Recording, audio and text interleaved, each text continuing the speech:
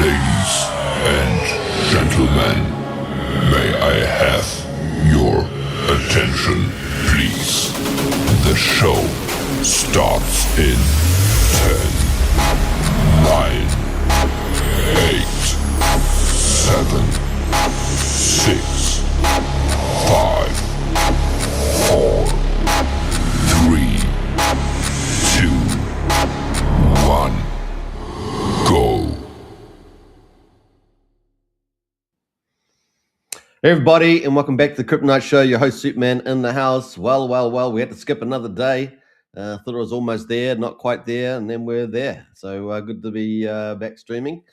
We're going to check out the markets. Obviously, with the Iranian war on right now, we're going to be looking where the stocks went to, where crypto is at the moment, where it might be going. We're going to hear from Tom Lee, of course, from Bitmine Immersion. The number one DAT or digital asset treasury on Ethereum and his view. We're also going to have a look at obviously Pulsechain looking green today, which is really cool, and the RSI looking very friendly for the bottom is in on that. And so we're going to talk about that. We've got obviously the Greys are kicking it into gear. First month of referrals and moving in the second month, so we're going to check that out. Seems to be a successful move and maybe at the right time of the market too. So we're going to talk about that as well as LibertySwap will continue to roll out their alpha projects on Pulsechain, the frontier of privacy and trading. And then we're going to have a quick check-in on the monster thread. Number 43 is out, of course, with all the hottest weekly news from Pulsechain over the last week. So I'm going to check that out too. So we've got quite a bit to talk about. Before we do that, though, don't forget to subscribe on the way in. And definitely hit the follow button on X as well. So smash it out. We're only 40 followers on X away from 1,500. As you guys know, I've had to rebuild that channel from scratch. So I appreciate all the support there. All right, let's see how we're going. Let's jump into the stock market and kick it into gear from there. So let's see how that's going.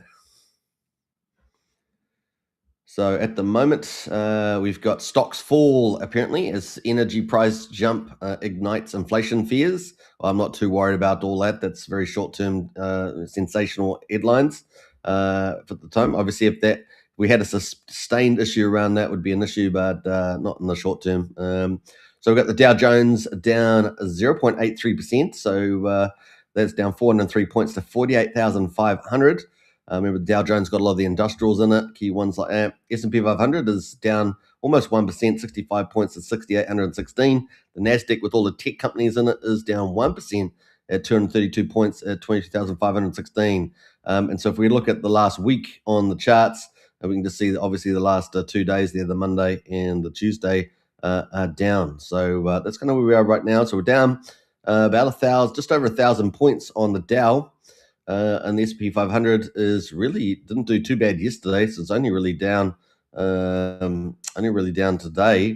And then the NASDAQ as well has been down most of the last week. Was peaked up at around 23,100, is now down at 22.5, so it's down about 600, just over 600 points on that at the moment. So actually holding up pretty well. The VIX is at 23. And some people, think that could spike up to possibly 30 or 40 before we finish this, this sort of pullback. But actually, it's not looking too bad.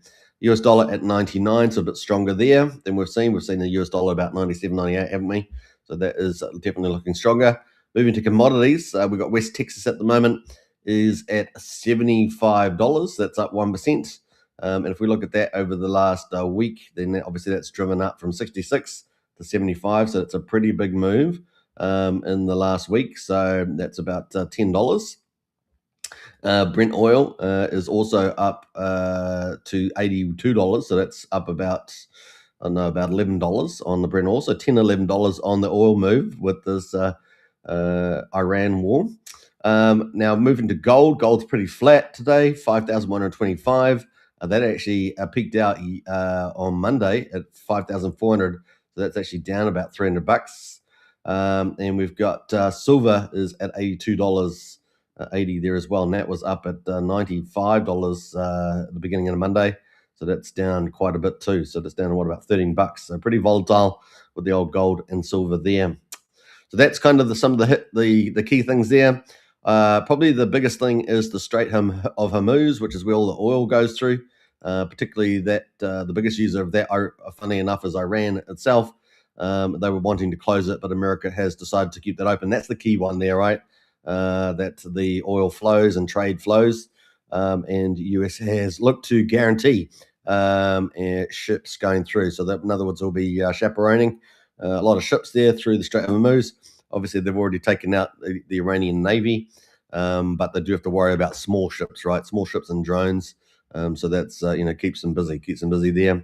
But that, as long as the market's staying open through the Strait of Hormuz, that's the key thing that we're looking forward to.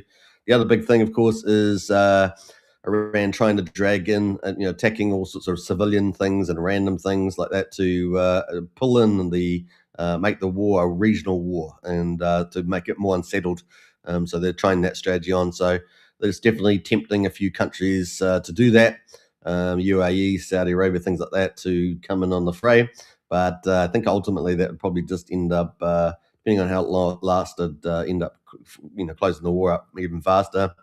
So that's kind of where we are right now. Obviously, the United States is going to do the big stuff. Apparently, big stuff's coming, so more big bombers possibly. But essentially, going to be running around after all those missiles. I think there's still about 1,700 each of the long range ones, so they're going to be running around trying to hunt down those. Obviously, there's quite a few still underneath these underground bunkers, probably still. But a bit of a cat and mouse game there for the fighter jets to go all day long, chasing down these long range rockets. So that's kind of the play there. In addition, of course, they've taken out pretty much all the high command. And in fact, they were voting for some new supreme leader, and then they bombed that too. So even voting for the new supreme leader isn't a very safe job. So that's kind of where we are with that. So far, I think it's going pretty well for the United States, with a few little setbacks here and there. Obviously, we saw the thing about closing down the trade with Spain as well out there. So there's a few variables there that are never within the control of the dominant force. So that's kind of where we are right now with the old stock markets.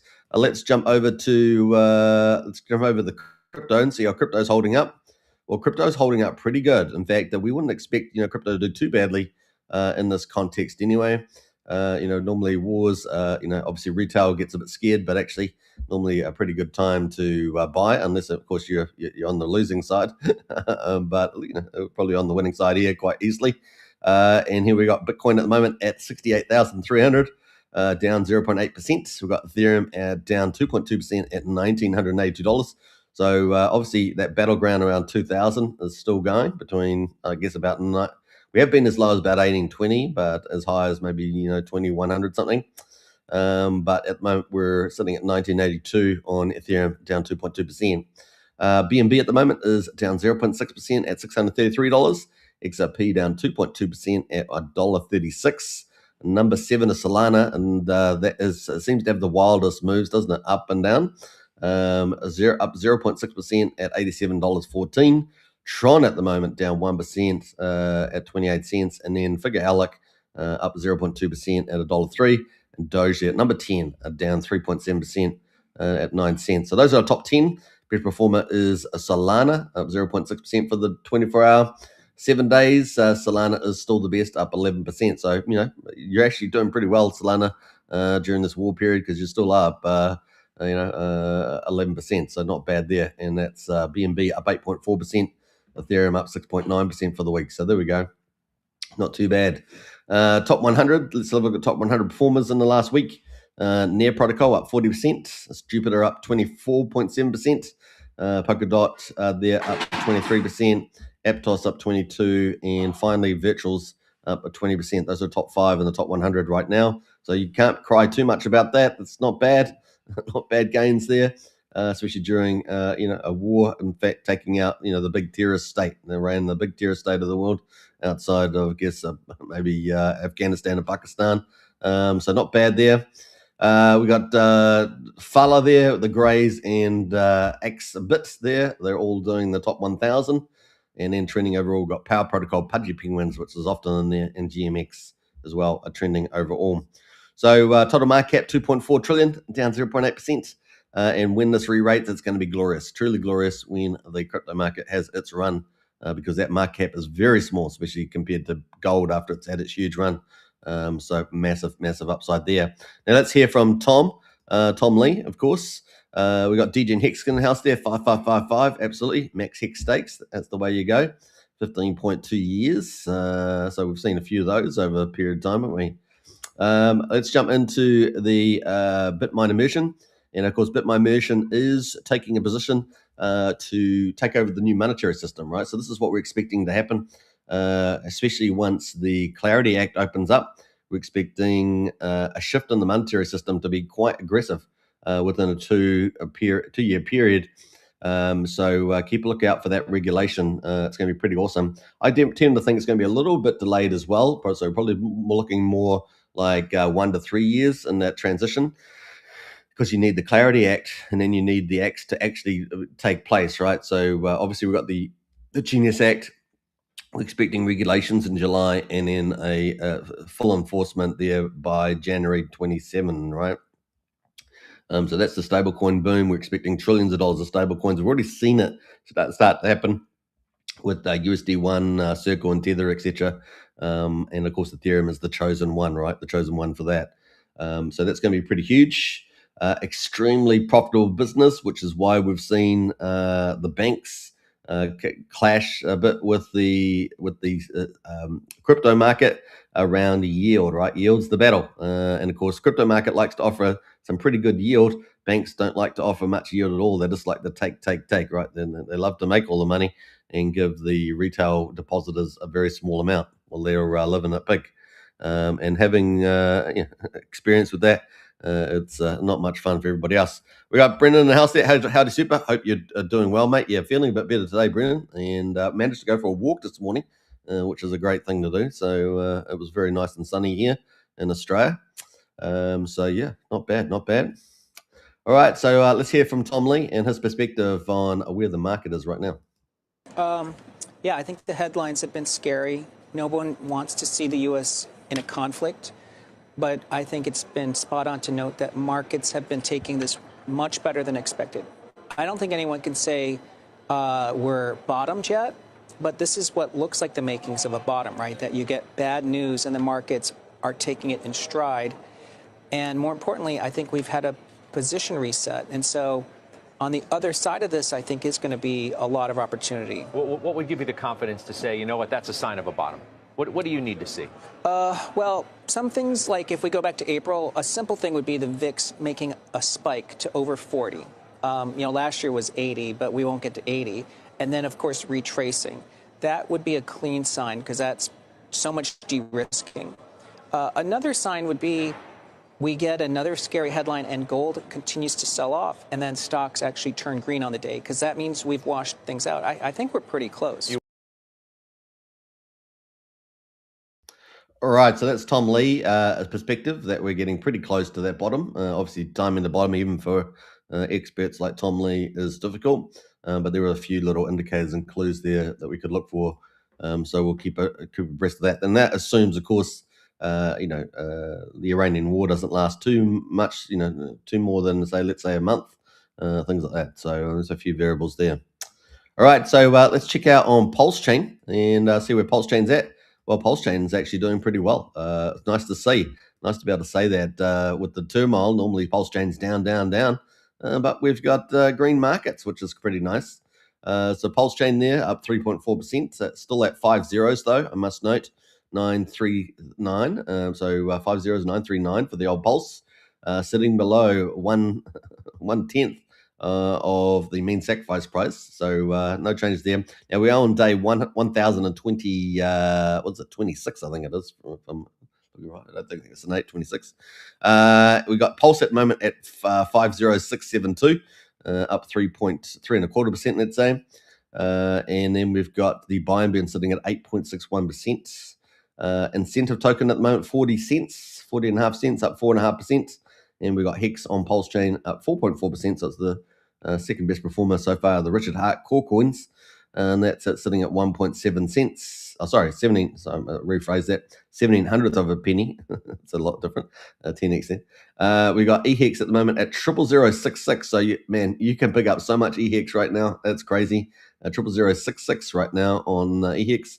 Combined price EX and PX sitting at just below 2400th of a penny. So just a little bit under a quarter of a cent, I guess.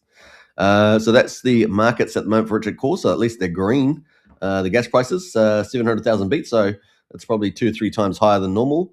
We're sitting at 2/10 of a penny though, with price down. Validators, 53,367. Like I say, pretty cheap to get a validator right now. 32 million pulse, what you need, which I think is less than $300.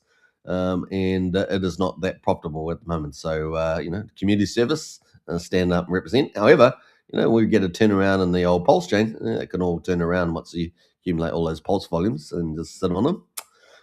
Bridge at the moment, $69,600 based on GoPulse numbers. This will probably be a bit different from some of the other sites that track stables as well. I don't know, they all have their own little counting differences, I guess, the way they've set them up. But just under 70 mil right now. USDC sitting at 15.6 million. Apparently Coast has hit 15, so I'm not sure who's when that jumped up, but I thought Coast had stopped its bridging of funds. 14.7 million DAI, 5,000, just under 5,700 ETH, and then we've got 4.8 million USD Tether there as well. So those are our main bridged in stables, and then of course we have our liquidity forks, and we've got 4 of those. I think we're going to have 6 or 7 by the time we're all said and done, once Vault 369 and Coinwell launch, right? That's kind of what we're expecting there. So I'm not sure what's going to happen in that space on the old Coinwell, but presumably that is still a go, and they were just waiting for the market to turn around and get the sentiment back, right? Everyone was after that sentiment before launches. So that is the old GoPulse. Let's jump over to the Pulse chart. Is the bottom in? Well, assuming Armageddon and World War III, which I don't see happening, then this looking very positive here on the weekly on Pulsechain. We just come off last week with the RSI sitting down on oversold. So the RSI on the weekly got to the oversold territory, and we were down at about 29 or so. We've just bounced back up to 31. So it doesn't mean we can't dip that back down again, but a very good chance, I think, that last week was the low. We can see that the RSI there does line up with our lows that we've got here.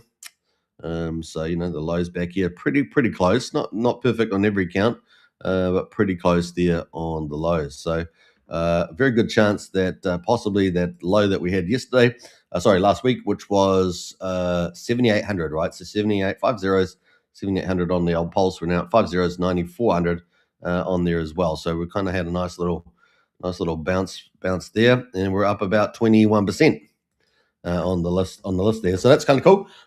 Excuse me. And up about 21% off the bottom.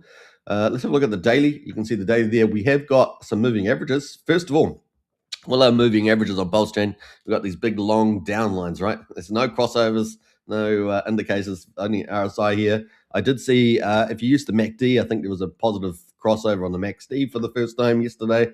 I haven't got that on here, probably should. This is a good indicator. And here we are. We're on the daily. We do have a bit of an upturn on the 9-day. So we get that crossing over the turquoise line, which is the 21-day. Then we got a very positive crossover there. So kind of cool on the RSI there. So we're looking forward to that crossover coming up with the 9-day over the 21-day there. That's a positive short-term sign, in addition to the RSI that we had, and I think the MACD also, which I'll add that back in for tomorrow, and we can cover that. And onwards to 100% there, onwards to 100%. So that's the Pulse there, looking pretty good. So I think it's a good chance we might lose another zero, barring any negative setback in Iran around oil or something like that.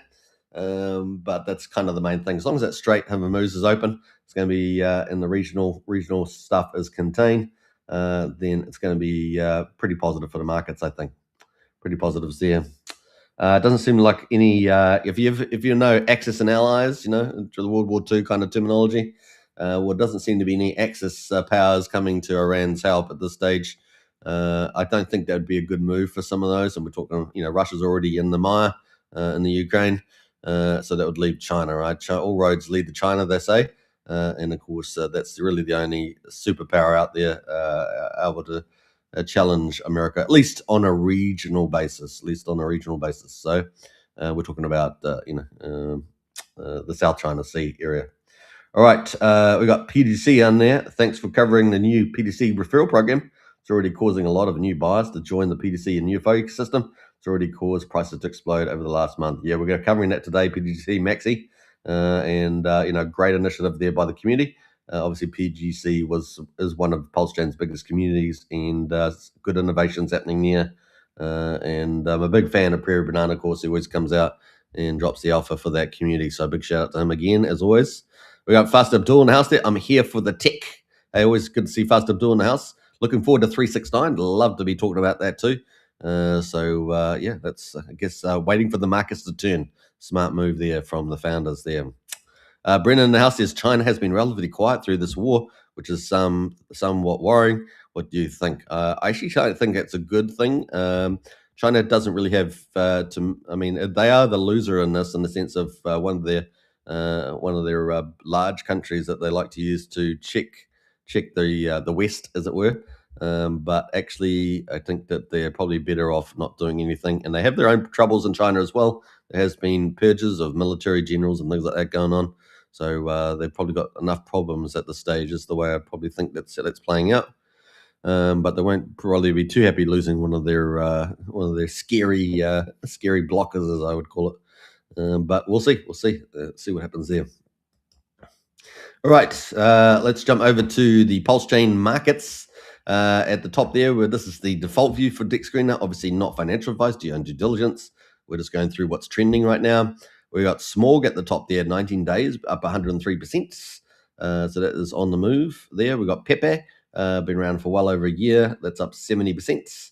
That is doing pretty well. And then we have PTC. So the first DAO token on Pulsechain is the Grays currency, and that is doing very well. So up 26%.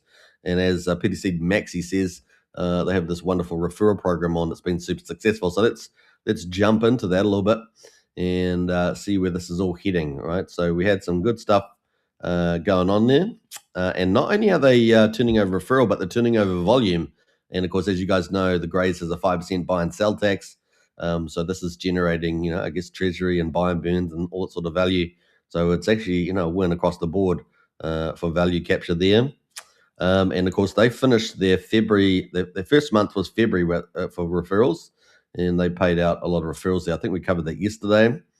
So very cool stuff. And of course, they've got plenty to talk about in the chart there, right? So even 10 hours ago, this is a burn calculator. Today we have bought and burned $2,700. We stay at this rate for an entire year. That's $1 million yearly. Personally, I feel that's easy. I would love for us to get this increased by 10x in the future. Now, the other thing, of course, there are some large holders and large players that hold these tokens. So, the more diamond hands they are, the better off the protocol will be also. People are going to make this, pretty much a blue chip, which definitely has potential to do that, right? It has potential. Awesome 24-hour KPIs, price up 21%, volume up at 175K. Holders have increased by 25. So all the metrics going the right way. That's what you want to see.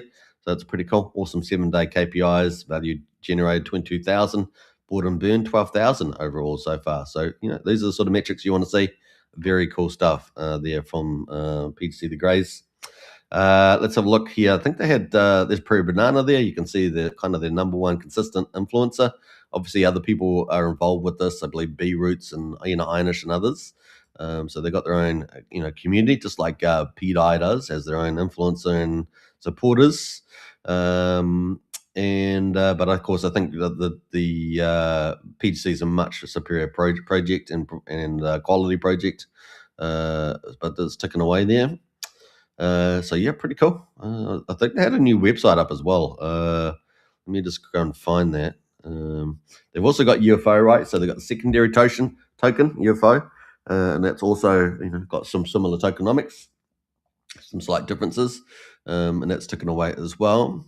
You got Ian Heinisch there. You don't own enough PTGC, so you've got big long-term supporters. Now, I think they have to show. So if they've got large bags, they have to show a sense of maturity there, and treat it more like an income generation project as opposed to a capital bump and dump. So you're taking on those things, but other than that, it's doing pretty well, isn't it? So February is over. Let's see what we can do in March. So March referral program is on. And so they're ticking away there now. I thought we had a website here. I was just trying to find it, a new website. I tried to find this not yesterday, but the day before, didn't I? And I couldn't find it, but I did see it posted over the last 24 hours. Excuse me. And so you can go and find it. Something to pull it up. But there's a problem with projects. They should, when they do post, they should have the referral link on just about every page that's on the site.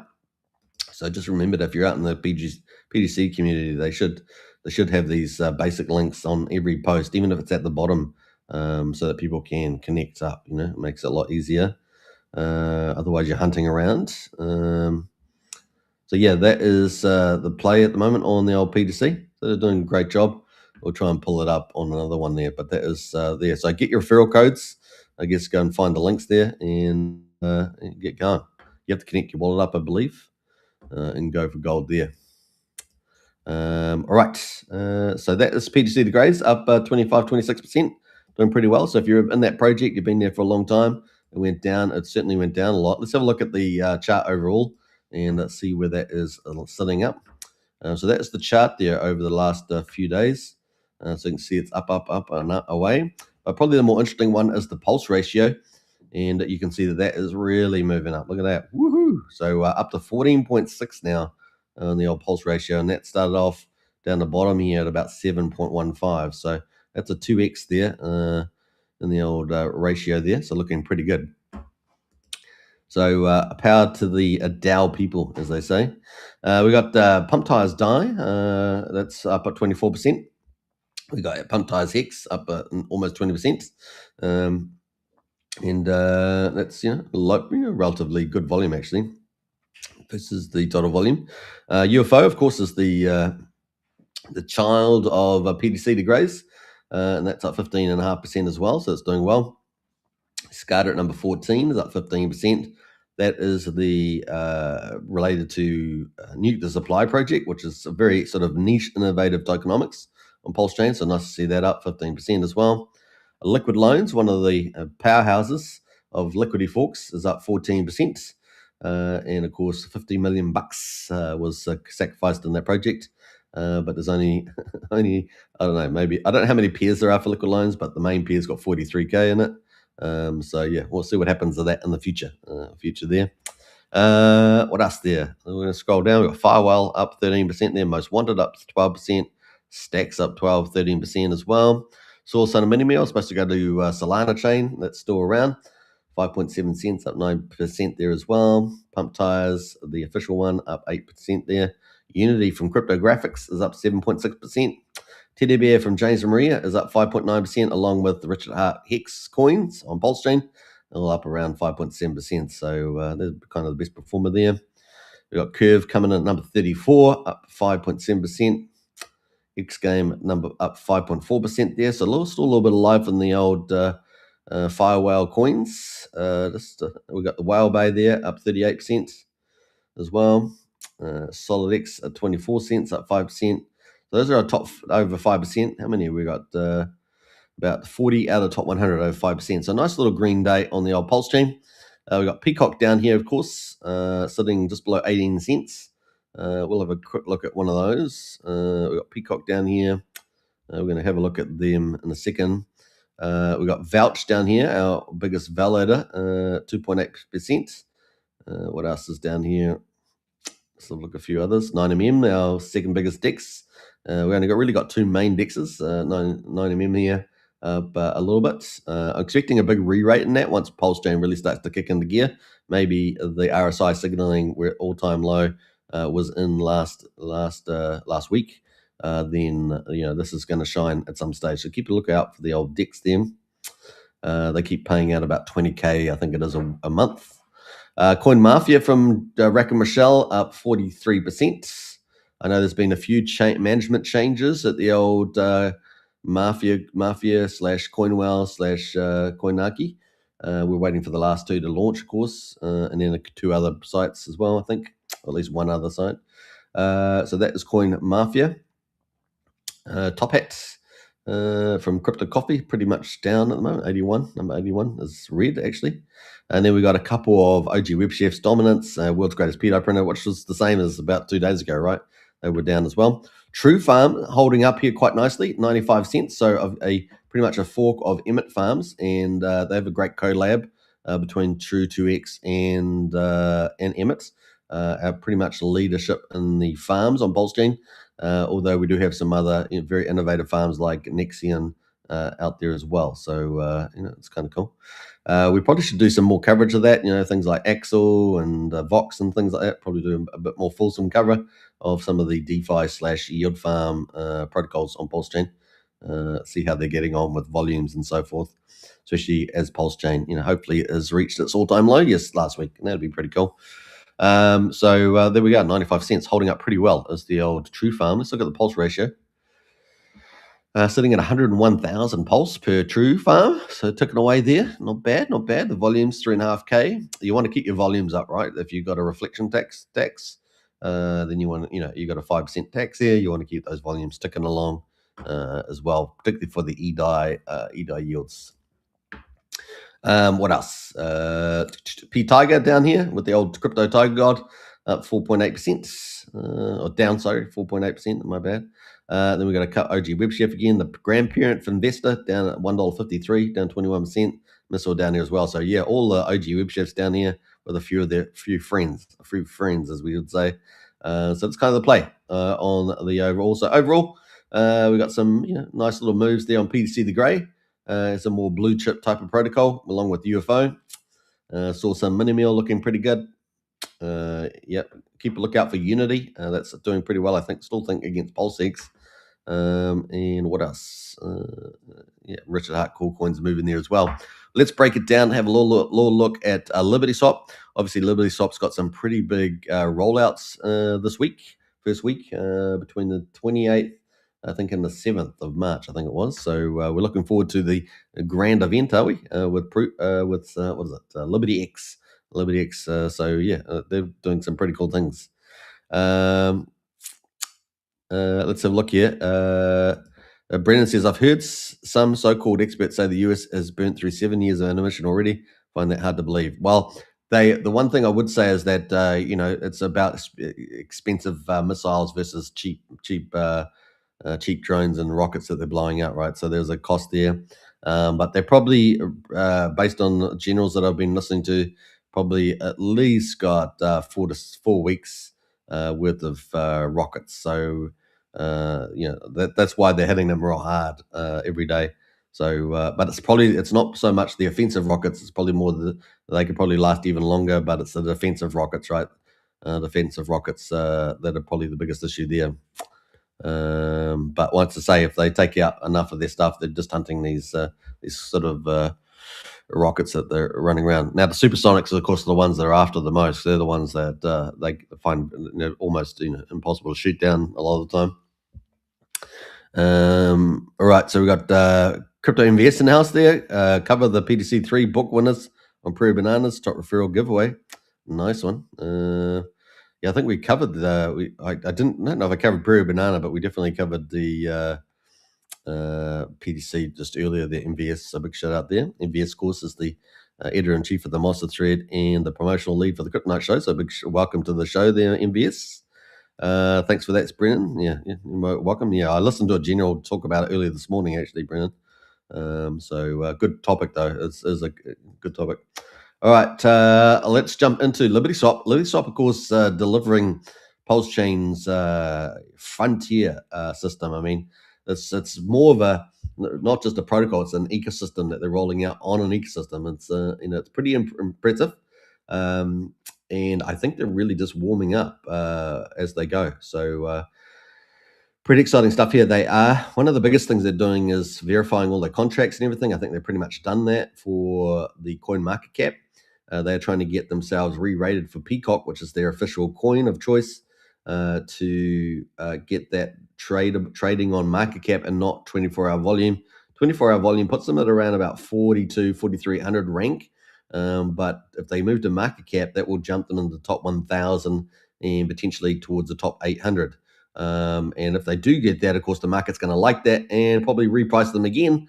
And so they could move up another 100 spots or 200 spots. Who knows? It depends on how many projects are sitting at different market cap levels on coin market cap. But that's really, really bullish.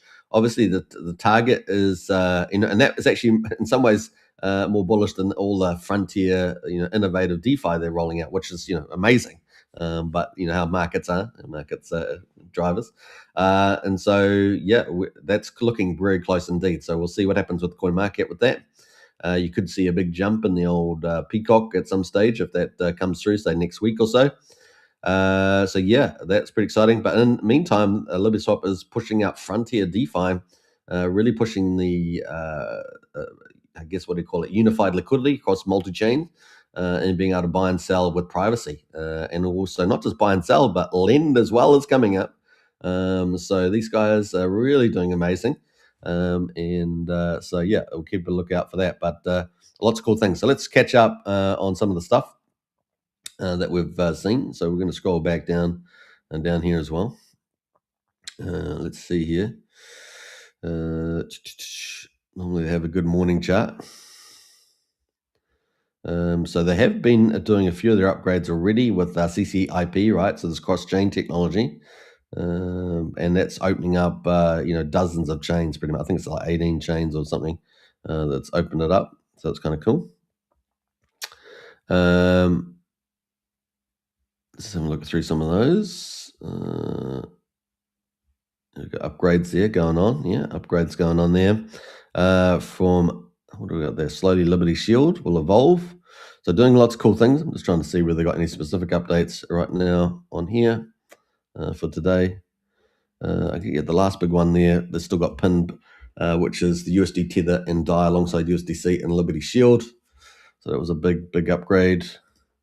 But they have had the CCIP with the USDC upgrade, and we have got, I think, culminating in Liberty X, which is not yet live. So we're looking forward to that. I think we had it on the, let me just scroll back up here one more time. I think we had it on here on the Monster thread. We had a little breakdown here so what do we have here? Liberty X, Polygon Bridges live, Liberty X, next generation DEX aggregators primed. So this is what we're looking forward to, right? So it's going to be like a DEX aggregator over DEX aggregator again. So it's going to be pretty interesting. It's going to be cross-chain, multi-chain, is primed and ready for public launch at any moment. So that's going to be huge, I think. Really, really great. Is it going to be like the Petius for privacy? Kind of a bit like that. Multi-chain, though. It's going to be pretty epic. Extra buybacks rolling in this weekend and privacy trading on Pulsechain. Kind of cool. Liquidity pumping in 40 plus chains via CCTP, CCIP integrations. Now we know this is what Jacob's using for a lot of his protocols around on-chain bet and things. So it's really cool. This is massive news for Pulsechain revival. And it does fulfill that multi-chain world and heading towards some sort of unified liquidity provision as well. As you guys know, liquidity is king, right? Pretty much. It's good to see. Obviously, Pulsechain has been starved of liquidity, but this is a way of opening up liquidity, right? Get access to everybody else's liquidity. You gotta like that. LibertySwap 2.0 delivered. Hooks contracts. Now this hook's very cool because basically they can hook in all sorts of DeFi and create, pretty much vampire everybody else's DeFi to some degree. So hooked contracts, Chainlink, not just on Pulsechain, but multi-chain, right? So pretty awesome stuff. Chainlink CCIP, in other words, they've got they can hook in all sorts of DeFi, and then you add in the Chainlink with the data and the Circle with stablecoins. With the cross-chain, you can go, cross-chain and do it all. We could see some true dominations here. True multi-chain dominance. Pretty true, right? Pretty true. Gasless bridges, of course, offering that. People like that. Stronger liquidity with zero slippage as well. And of course, they're moving towards the intent-based trading, right? So that means they can get off a lot of off-chain liquidity as well. You put out the request for trade, and they'll get the solution for you. Railgun privacy routes uniting everything. UI UX getting polished, so they're obviously always increasing that to make it more user friendly and easier to get on there. Non-custodial, unstoppable. And of course, so what's coming next? More chains routes unlocking this week till March the 7th. LibertySwap 2.0 full rollout momentum. Chainlink near intent integrations. This near intent, of course, is kind of like the heart of where they're heading. And of course, privacy trading explosion. Token asset stocks funds will flow. So obviously, they're going to be moving after that into Liberty Lend. So you're going to not only have buying and selling across chain privacy, but in gasless fees, but you're also going to have lending. Big power players can come in, borrow and buy up assets, sell assets, all sort of stuff. And so that's really opening up the full DeFi range, multi-chain future there. So Pulsechain's best days ahead. And of course, the fees will expand with all that, right? Fees continue to expand, and of course, buy up more PCock. So that's kind of the play there. Different roads. We've seen PTC the Greys use referrals, and it looks like that's set up real nice. They've done a great job with that to kick it off. LibertySwap, of course, has got utility, right, to drive the value of PCock. So different roads there to success, but it's nice to see two projects that are particularly doing well. We are expecting at least a good half a dozen to a dozen projects to have their own path to value on Pulsechain, and that's what kind of makes them more blue chip type of projects, in my view. We're using that term in a loose way, but it's pretty exciting to see these teams value come to the front. Now we get to the bottom of Pulsechain, we have all these wreck coins, coins that didn't deliver their promises or whatever you might want to think about them, and then we come up the other side where we get to ride out the other side, and then we get maybe a dozen projects that actually offer some form of value, either business driven utility or incentive driven, like referral programs and things like that. So that's going to be an interesting combination of that. And of course, I guess we got to include the Richard Cause in there to some degree as well. But they all have positives and negatives. Now we want to see value go to the ones that are not dumpable, right? So extracting value, bad players, and that's kind of the vision that we're starting to see. A few little blues clues, and hopefully the market, is mature enough to build on it, which so far so good at the moment, at least. We've got Hexagon in house there, hoping the continuation of rejection from the latest trend line to test low and confirmation of macro trend reversal there from Excavator. Big shout out there. All right, so that's kind of the play there. So yeah, we're expecting LibertyX next generation DEX aggregator to come out with the old privacy solution. So exciting times there for LibertyX. We've still got about 3 or 4 days for that to play out. At least 3 days, I think, for that to play out. So some good stuff happening there, and getting some good coverage there from Somni as well. So cool stuff on the Monster thread. So that leads us up into the Monster threads, which is the hottest weekly news over the last week.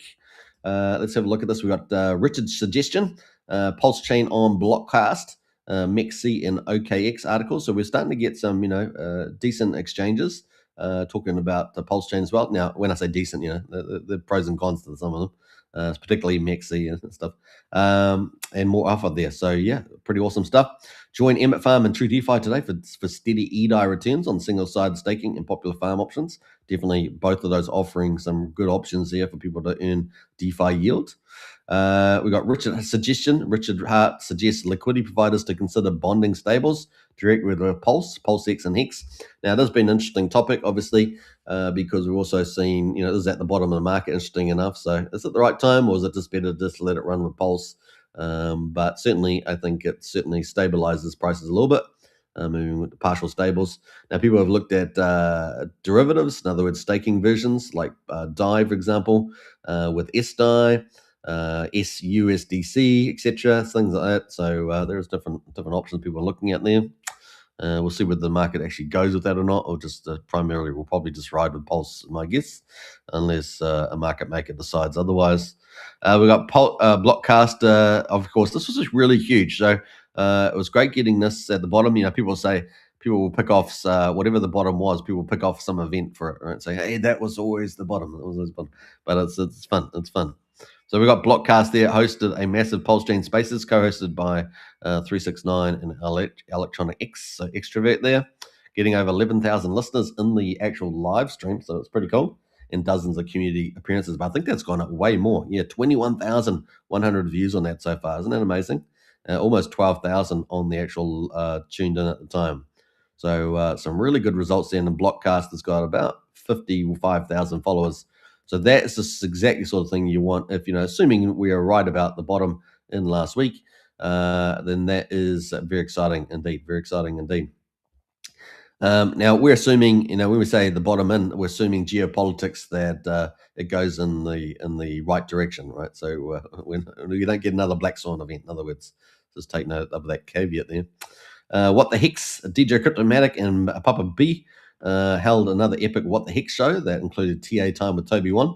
So a nice little bunch of OGs there, and of course DJ Cryptomatic there, always out with the R&B. I love R&B DJ mixes, and he did a big show. I think it was on what was it on? It was on another platform, not like YouTube, but just forget the name of it now.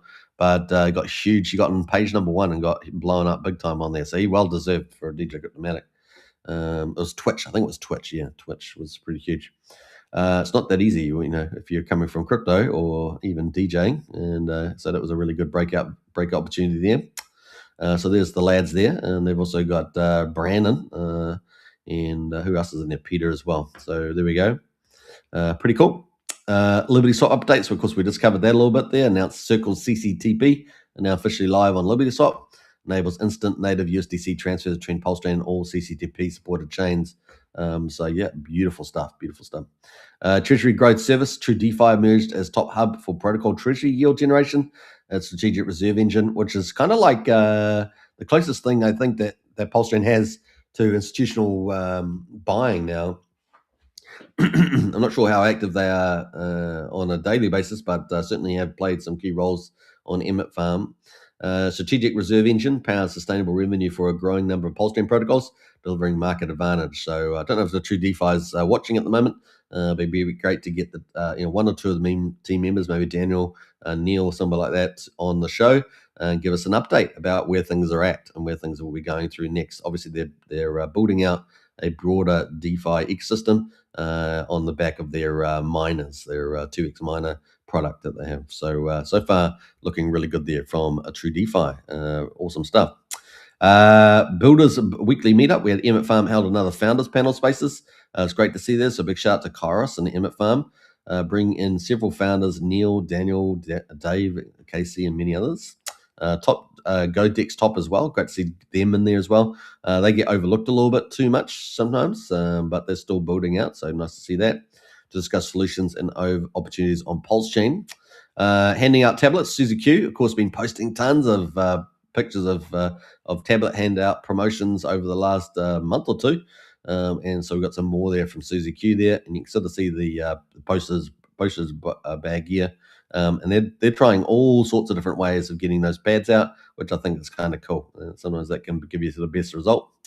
When build up, RH Max went live with Fast Abdul and Hex Stake Play to discuss when the next bull run is. I think we got a little video there, have we? Yeah, a little video there, I think. A little picture at least with RX Max. So ticking away there. It's always good to see some of the key players there, keeping the community going. Mexi talks Pulsechain, which is pretty cool. So this is really, really exciting. And look, I think we're going to get probably a cascade effect of some of these centralized exchanges listing Pulsechain stuff and doing more promotion, I'm sure, in due course, and all sort of give way to all kind of sudden listings and things like that. Shout out to Mexi for posting about Pulsex. So they did an article on their site under their crypto news. Pulsex in 2026, the number one Pulsechain DEX for swaps, yield farming, liquidity pools, and Pulsex burn, which is pretty cool. So there we go. Really great article there. Can't be too unhappy about that. Pulsechain validator staking, David Fetter, of course, the king of validators. He's about 70% of validators have gone through his hardware store. So pulsechain.com, and he's got a store, validatorstore.com, validator store, if you want to get some hardware in. Is building a new Pulsechain validator staking launch website. Now, I think that's complete. I think he actually completed that. So I think that might be done now. Let's have a look. It's ready, 22 hours ago. It's ready, the new Pulsechain validator staking launchpad. Built it from scratch because the official one has weird issues. Now anyone can stake in minutes, super clean, 100% local. So there we go. And you can go to validatorstore.com, Pulsechain validator staking launchpad to get access to that. So big shout out to him. Nice one there. So not bad. All right, I might hit the repost on that, shall we? Let's do that. All right, so that is from David Fetter. All right, let me jump back down there. We got artistic masterpiece Woogie. So Mr. Woogie, Mr. Woo, Woogie Gang and DeFi Pulsechain released one of the best crypto music videos ever made. Going down, watch now. Now I haven't actually watched this myself, but I think this is a real strength of Mr. Woo doing these videos. So he does a great job. So we're looking forward to more of those. But yeah, kind of. If anyone is just not doing that, it's because So you can go check that out as well, Mr. Wiggy. We got the little picture there, kind of cool. And then we got, of course, Pulsechain Safe. Brazology shared a video of Vitalik speaking of Ethereum's roadmap to become quantum safe. Obviously, a lot of people have been talking about, the quantum safety of crypto. Obviously, in particular, Ethereum, and of course, Pulsechain is a fork of Ethereum, and so any major protection upgrades for that will surely be picked up by Pulsechain as well. People like Breetip are watching very closely. Pulsechain Dev. Good news, Pulsechain is going quantum safe by 2029. And of course, Vitalik there unveils a 4-year roadmap to make it fully quantum resistant by 2029. Now, this is very important too if you think about all the big mega themes with Ethereum becoming the new monetary system. And that's the way you should start thinking about it to some degree. Obviously, we've been seeing a lot of the big banks now moving over to Ethereum. They're doing a number of things that are going to happen very fast. What they do is they do a lot of testing products or just build little examples, and then once they're happy with that and they've got their safety, feeling good about safety, then they start rolling out a bigger percentage of their business, whether it's a debt market or equity market stuff they'll start doing, or even the stock market, right? So the tickers themselves. So we're expecting that to be pretty aggressive. We've heard the SEC chair say that he reckons that could happen within 2 years. So like I say, we'll start off slow and then suddenly roll out really, really fast. The only area that's slow is typically corporates. Like corporates have to change their risk management. Now you get really good ambassadors that are keen, but to get actually boards and CEOs and stuff changing their risk profile for crypto takes a little bit of work. Now that's going to be a lot easier and happen a lot faster once the Clarity Act goes through, because then you have regulation for crypto, so they feel a lot more comfortable about changing their risk profile. And so that's going to be something that takes a bit longer. So that the corporates will be always probably the last ones on. But you've still got a lot of institutions and other things well and before that. So especially if we see some White House buying strategies happening with Bitcoin and the altcoin stockpile, things like that. So but definitely tokenization and stablecoins boom is on, and so to make it quantum safe, it just gives that that battle tested security that Ethereum's already earned that extra tick of approval. So kind of cool. So that was a neat little thing there. We also had OKX. So we had what do we have with the other one? We had MixC. We also had OKX talking about Pulsechain. So Wildest J shared an article written by OKX. So it was kind of cool. And I think we got Richard Hart's legal battle will likely influence how projects are designed, governments, and regulated. So giving even more kudos to the victory there. And you can see the article there on OKX, which is kind of cool. Yeah, so nice stuff happening on that front. So I'm not sure whether these articles are just organic or whether being paid by somebody, but nevertheless they're on these dexes, so on these centralized exchanges, I should say. Batias burns bright. Batias deflation on Batias keeps accelerating. Now we talked about obviously PTC the Greys, one of our top project teams. Well, obviously Batias is a pretty big project on Pulsechain with the number one aggregator of aggregators, is that same. Deflation on PTS keeps accelerating. 8% of supply has already been burned, and another 8% is sitting in the treasury waiting to be burned. So that was a pretty big news there from Batias. In fact, they've been quite active with a bit more news in the last week. So it's nice to see stuff happening there with Batias. Like I say, we want to see the quality projects on Pulsechain do well and the crap ones do badly. You heard it here. You heard it here. I'm probably not the first one to say it, but that's hopefully the Pulsechain community is largely getting sick of crap projects and will therefore put their funds towards the better ones. And so hopefully the better ones are pretty obvious by now. Little Matty on the way.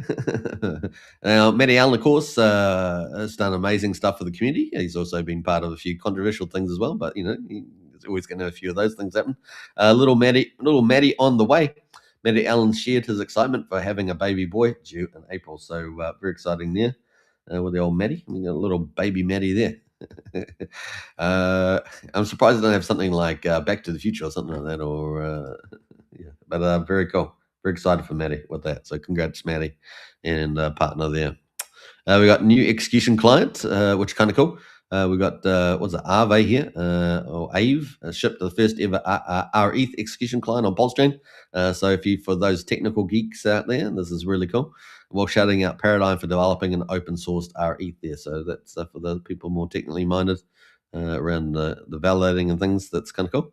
Honorable mentions. So we got Mando shares his thoughts on PTC performance since November. Kind of cool. We got Davey369 posted a video explaining why he is fired up about Pulsechain. We got Frank White there, dropped a new dashboard. Have a quick look at that. So that's for ProveX. So if you've got ProveX key stats there, it's got total value locked, weekly volume, etc. So it's kind of cool. On that one, and then we got Sandy Beach started March mini push-up challenge with the old fitness there, so big shout out there to Sandy Beach. Good to see those back.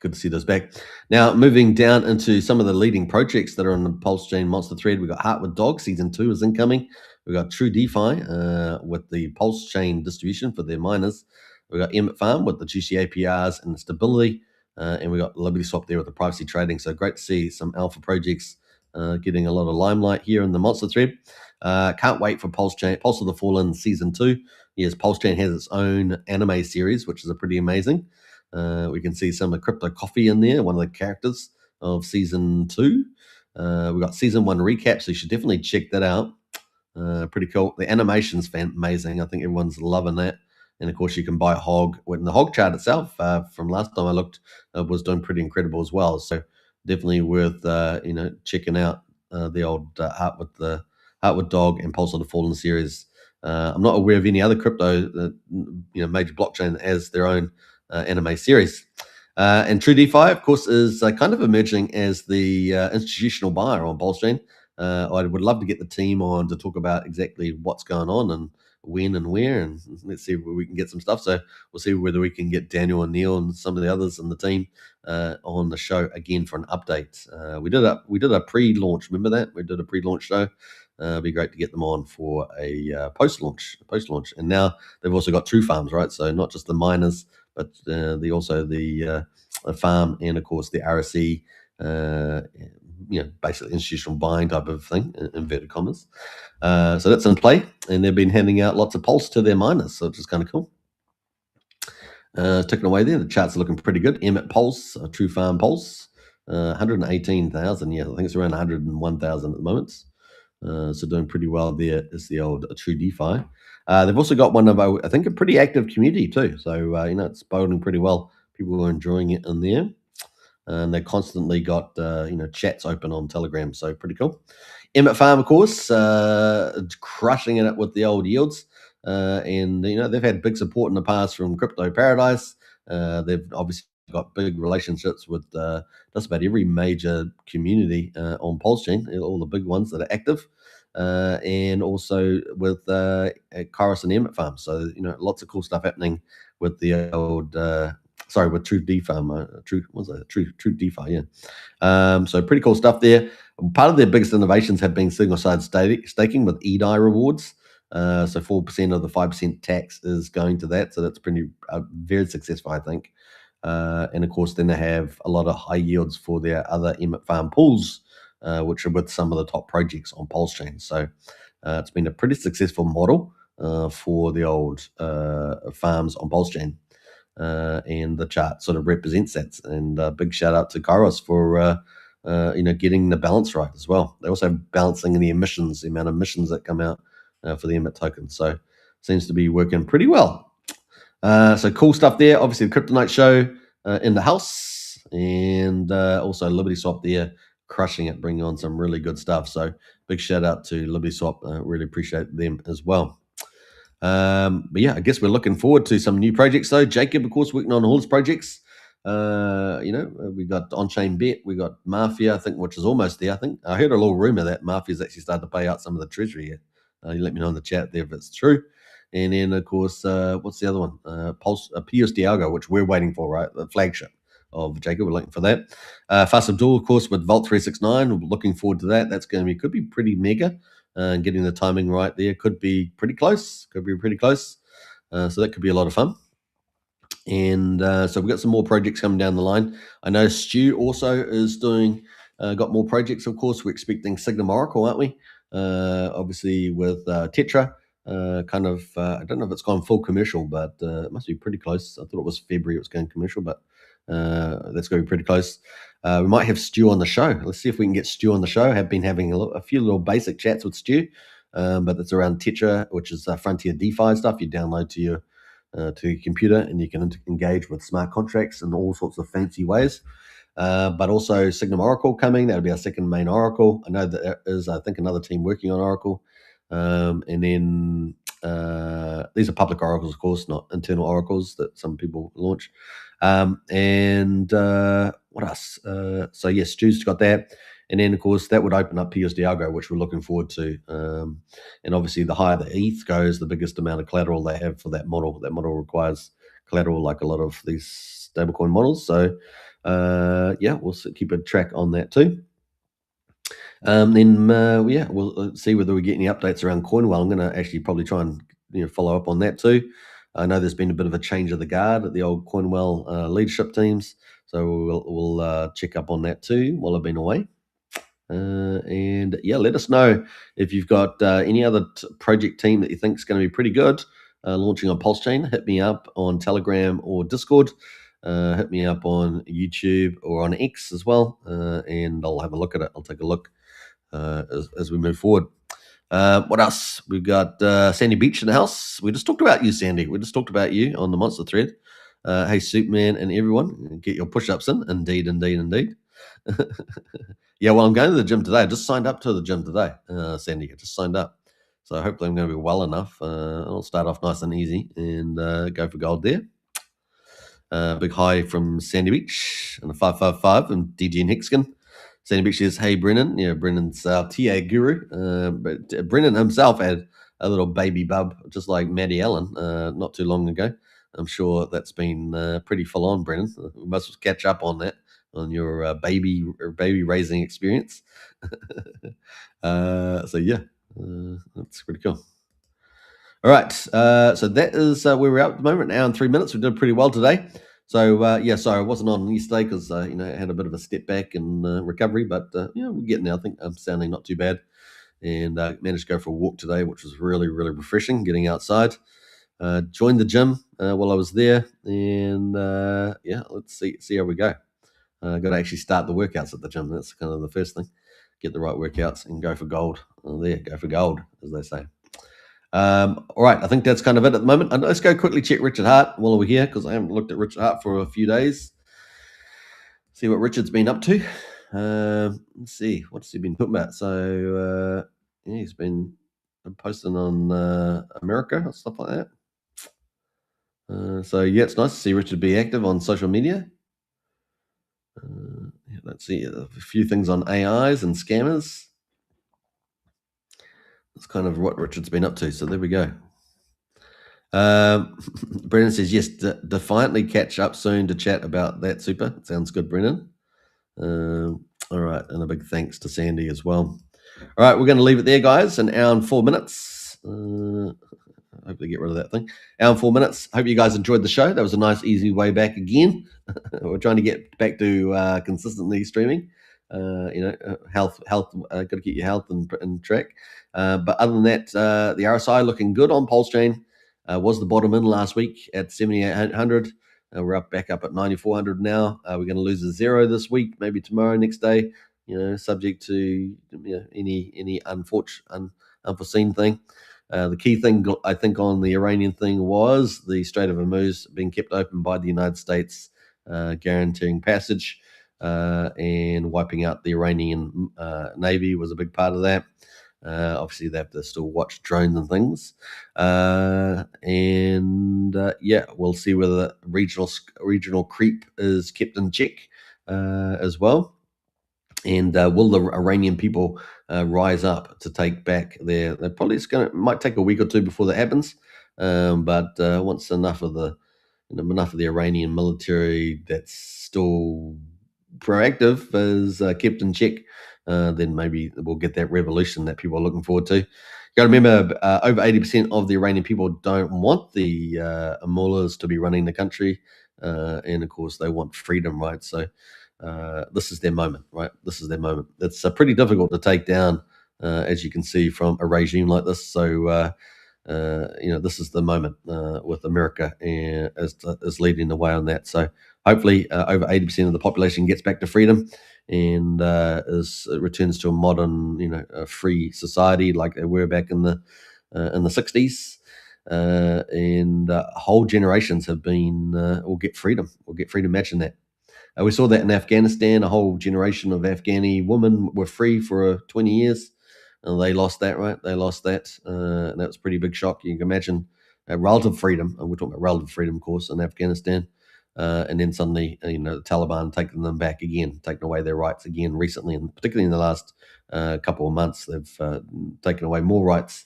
That's not great for people's life. Imagine being shut away all the time like that.